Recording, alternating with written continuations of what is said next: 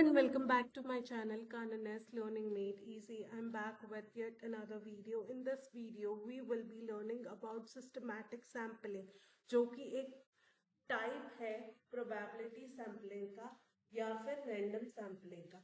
जी हाँ, मैं चाहती हूँ कि आप ये 3 पॉइंट्स हमेशा याद रखें कि जब भी हम बात करते हैं प्रोबेबिलिटी सैम्पलिंग की, तो इसमें सैंपल साइज लार्ज होता है, लिटरेचर रिव्यू मेजर होती है और प्रोबेबिलिटी या रैंडम सैम्पलिंग को हम क्वांटिटेटिव रिसर्च के लिए यूज करते हैं। ये समझते हैं सिस्टमैटिक सैम्पलिंग को।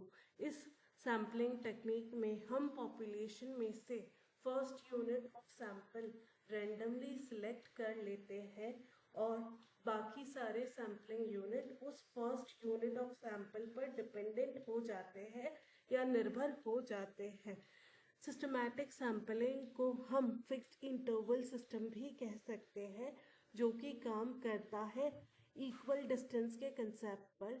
इस सैम्पलिंग टेक्निक में हम सैम्पलिंग इंटरवल का कैलकुलेशन करते हैं, जिसका कि फॉर्मूला है पॉपुलेशन डिवाइडेड बाय सैंपल। समझते हैं सिस्टमैटिक सैम्पलिंग को एक एग्जाम्पल के थ्रू।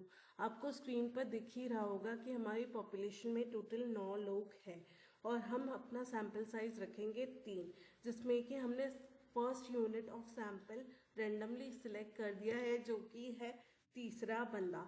अब बाकी के सैंपलिंग यूनिट इस फर्स्ट वाले बंदे पर निर्भर हो चुके हैं, जिसके लिए हम कैलकुलेट करेंगे सैम्पलिंग इंटरवल। तो हमारा पॉपुलेशन का साइज है 9 और सैंपल साइज है 3, तो 9 डिवाइडेड बाय 3 आ गया हमारा सैम्पलिंग इंटरवल 3। तो बेसिकली तीसरे बंदे के बाद हम सिलेक्ट करेंगे छठे बंदे को और छठे बंदे के बाद 9वें बंदे को। जी हाँ, मैं जानती हूँ, मैंने ही आपसे कहा था कि प्रोबेबिलिटी सैम्पलिंग या रैंडम सैम्पलिंग में जो है वो सैंपल साइज बड़ा होता है। तो मैं आपको एक और एग्जांपल दे रही हूँ, जिसमें कि हमारा पॉपुलेशन 1000 लोगों का रहेगा और सैंपल साइज रहेगी 100।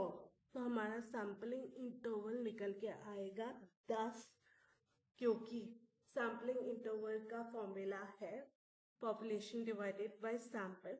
तो बेसिकली यहाँ पर ये मतलब है कि हम हर 10वें बंदे को अपने सैंपल में इंक्लूड करते जाएंगे।